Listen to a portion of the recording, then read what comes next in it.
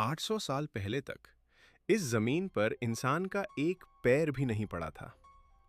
हजारों सालों तक यहाँ सिर्फ पक्षियों का राज था और कुदरत अपनी मर्जी से फल फूल रही थी। आज भी यहाँ का नज़ारा कुछ ऐसा है कि आपको लगेगा आप किसी दूसरी दुनिया में आ गए हैं। यहाँ इंसानों से 5 गुना ज्यादा भेड़ें रहती हैं और हवा इतनी साफ है कि आप मीलों दूर खड़े पहाड़ों की एक एक लकीर साफ देख सकते हैं। हम बात कर रहे हैं आओते आरोआ की, जिसे आज पूरी दुनिया न्यूजीलैंड के नाम से जानती है। इस वीडियो में हम न्यूजीलैंड के उन कोनों में चलेंगे जहां लॉर्ड ऑफ द रिंग्स जैसी फिल्में शूट हुई थीं और उस माओरी परंपरा को करीब से देखेंगे जो आज भी अच्छे अच्छों की रूह कपा देती है। यकीन मानिए, वीडियो के अंत तक आपको समझ आ जाएगा कि क्यों दुनिया के सबसे अमीर लोग अपनी जान बचाने के लिए न्यूजीलैंड में जमीन खरीद रहे हैं और यहां बसना हर किसी का सपना क्यों है। अगर आपने एक भी हिस्सा मिस किया तो आप उस हिडन आइलैंड की कहानी छोड़ देंगे जहां पहुंचने के लिए लोग करोड़ों खर्च करने को तैयार हैं। दुनिया डिकोडेड पर आपका स्वागत है। अगर आप इस सफर के लिए तैयार हैं तो चैनल को सब्सक्राइब जरूर कर लें ताकि ऐसी ही रोमांचक कहानियां आप तक पहुंचती रहें। न्यूजीलैंड सिर्फ पहाड़ों और क्रिकेट का देश नहीं है। यह दुनिया का वो कोना है जो बाकी पूरी दुनिया से पूरी तरह कटा हुआ है। इसकी कहानी शुरू होती है एक ऐसी जादुई समुद्री यात्रा से जिसकी मिसाल इतिहास में कहीं नहीं मिलती।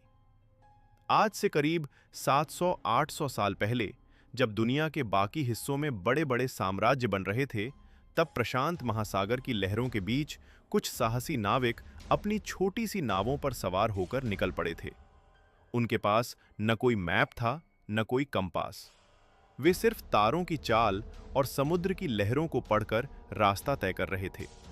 ये थे पॉलिनेशियन लोग, जिन्हें आज हम माओरी कहते हैं। माओरी लोक कथाओं के अनुसार उनके देवता माओई ने अपनी जादुई मछली पकड़ने वाली हुक से समुद्र की गहराई से एक विशाल मछली को बाहर खींचा था, जो आज न्यूजीलैंड का नॉर्थ आइलैंड कहलाता है। ये कहानी सुनने में भले ही काल्पनिक लगे, लेकिन जब आप यहाँ के जंगलों और पहाड़ों को देखते हैं तो आपको इस जादू पर यकीन होने लगता है। माओरी लोगों ने जब यहाँ कदम रखा तो उन्होंने इसे नाम दिया आओते आरोआ, यानी लंबे सफेद बादलों की जमीन। उनकी संस्कृति आज भी न्यूजीलैंड की रगों में दौड़ती है। आपने रग्बी के मैदान पर न्यूजीलैंड की टीम को मैच से पहले एक डरावना और जोश से भरा डांस करते देखा होगा। इसे हाका कहते हैं। यह सिर्फ एक डांस नहीं है, बल्कि एक युद्ध घोष है। इसमें आंखें बड़ी करके, जीभ बाहर निकालकर और जोर जोर से चिल्लाकर दुश्मन को चुनौती दी जाती है। सोचिए, बिना किसी आधुनिक तकनीक के हजारों मील का समंदर पार करके एक नई दुनिया बसाना कितनी बड़ी बात रही होगी। अगर ये सुनकर आपके रोंगटे खड़े हो रहे हैं तो सब्सक्राइब बटन दबाना तो बनता है, क्योंकि अभी तो हमने सिर्फ सफर की शुरुआत की है। न्यूजीलैंड की सबसे बड़ी खासियत इसके दो मुख्य आइलैंड हैं, नॉर्थ आइलैंड और साउथ आइलैंड। ये दोनों एक दूसरे से बिल्कुल अलग हैं, जैसे दो अलग अलग ग्रह हों। नॉर्थ आइलैंड में आपको ज्वालामुखी, गर्म पानी के चश्मे और ऑकलैंड जैसे चमकते हुए शहर मिलेंगे। वहीं साउथ आइलैंड अपनी बर्फीली चोटियों, ग्लेशियरों और शांति के लिए जाना जाता है। अगर आप ऑकलैंड की गलियों में घूमेंगे तो आपको लगेगा कि आप एक आधुनिक और तेजी से भागती दुनिया में हैं, जहां हर कोने पर बेहतरीन कॉफी की खुशबू आती है। लेकिन जैसे ही आप साउथ आइलैंड की तरफ मुड़ेंगे, नज़ारा पूरी तरह बदल जाएगा। यहाँ क्वींसटाउन नाम की एक जगह है जिसे दुनिया की एडवेंचर कैपिटल कहा जाता है। बंजी जंपिंग हो या स्काई डाइविंग, यहाँ आकर लोगों का डर खत्म हो जाता है। लेकिन रुकिए, न्यूजीलैंड की असली खूबसूरती सिर्फ जमीन के ऊपर नहीं, जमीन के नीचे भी छिपी है। यहाँ के मिलफर्ड साउंड को दुनिया का 8वां अजूबा कहा जाता है। जब आप यहाँ एक नाव पर सवार होकर ऊंचे ऊंचे पहाड़ों के बीच से गुजरते हैं और हजारों फीट ऊपर से गिरते झरनों की फुहारें आपके चेहरे पर पड़ती हैं, तो आपको समझ आता है कि कुदरत कितनी विशाल हो सकती है। लेकिन न्यूजीलैंड को पूरी दुनिया में सबसे ज्यादा पहचान दिलाई एक फिल्म ने। साल 2001 में जब Lord of the rings release हुई, तो दुनिया पागल हो गई ये देखकर कि ऐसी जगह सच में धरती पर मौजूद है। फिल्म के निर्देशक पीटर जैक्सन ने अपने ही देश न्यूजीलैंड को मिडल अर्थ बना दिया। माता माता नाम के एक छोटे से कस्बे में आज भी हॉबिटन का सेट वैसा का वैसा ही है। छोटे छोटे घर, गोल दरवाजे और वो हरियाली। इसे देखकर लगता है कि शायद किसी भी पल कोई जादुई किरदार झाड़ियों के पीछे से निकल आएगा।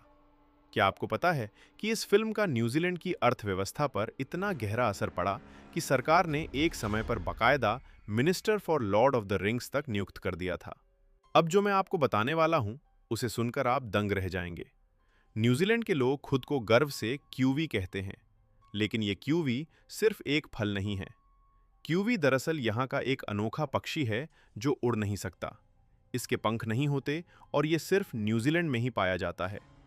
जैसे ये पक्षी शांत और प्यारा है, वैसे ही यहाँ के लोग भी हैं। यहाँ के लोग दुनिया के सबसे मददगार अजनबियों में गिने जाते हैं। अगर आप यहाँ की सड़क पर मैप लेकर खड़े हो जाएं, तो कोई ना कोई खुद चलकर आपके पास आएगा और आपकी मदद करेगा। यहाँ का वर्क लाइफ बैलेंस ऐसा है कि लोग काम से ज़्यादा अपनी ज़िंदगी और अपने शौकों को अहमियत देते हैं।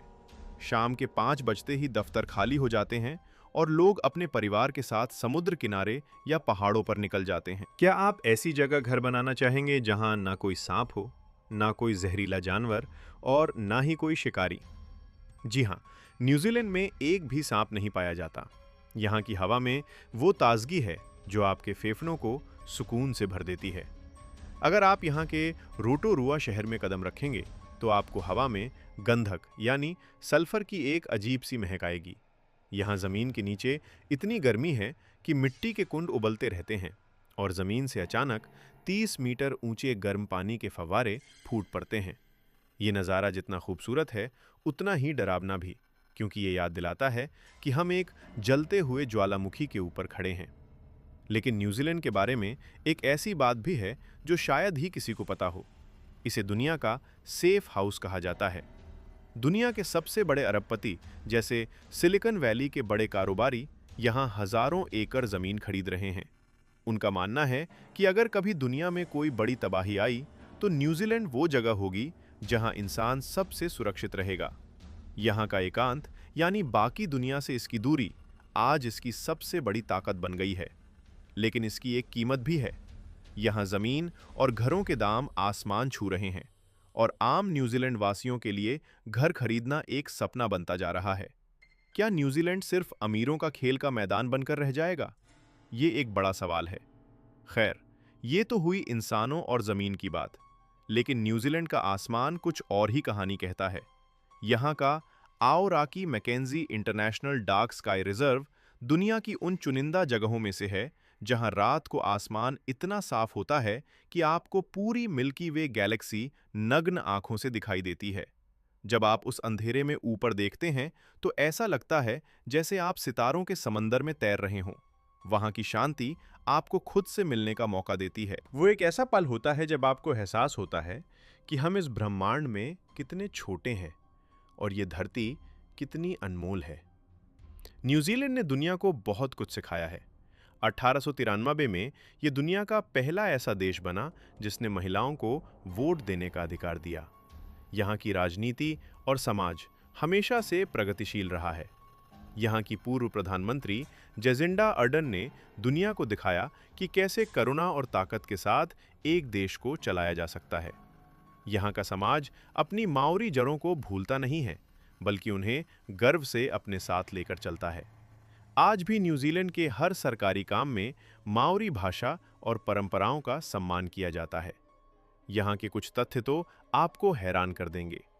न्यूजीलैंड में एक पहाड़ी है जिसका नाम 85 अक्षरों का है, जो दुनिया का सबसे लंबा नाम वाला स्थान है। यहाँ की ब्लू लेक का पानी इतना साफ है कि आप 80 मीटर नीचे तक साफ साफ देख सकते हैं। इसे दुनिया का सबसे साफ पानी माना जाता है। यहाँ की हर चीज़ कुदरत के प्रति उनके सम्मान को दर्शाती है। न्यूजीलैंड हमें सिखाता है कि तरक्की का मतलब सिर्फ कंक्रीट के जंगल बनाना या बड़ी बड़ी इमारतें खड़ी करना नहीं है। असली तरक्की वो है जहां इंसान और कुदरत एक साथ एक दूसरे का सम्मान करते हुए रह सकें। जब आप न्यूजीलैंड की यात्रा खत्म करके वापस लौटते हैं तो आप अपने साथ सिर्फ तस्वीरें नहीं, बल्कि एक नई सोच लेकर आते हैं। यहाँ की शांति, यहाँ के ऊंचे पहाड़ और वो गहरा नीला समंदर आपको याद दिलाता है कि जिंदगी भागने के लिए नहीं, बल्कि हर लम्हे को महसूस करने के लिए है। आज भी जब न्यूजीलैंड के तट पर लहरें टकराती हैं, तो वे उन्हीं साहसी नाविकों की कहानी सुनाती हैं जिन्होंने इस सफेद बादलों की जमीन को अपना घर बनाया था।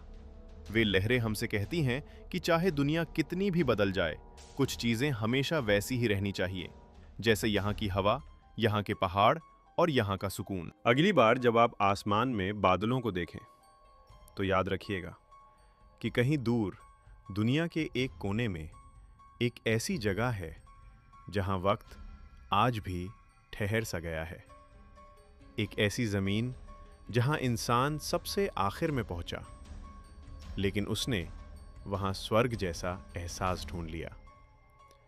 न्यूजीलैंड सिर्फ एक देश नहीं, एक एहसास है जो आपको बताता है कि कुदरत से बड़ा कोई जादूगर नहीं है।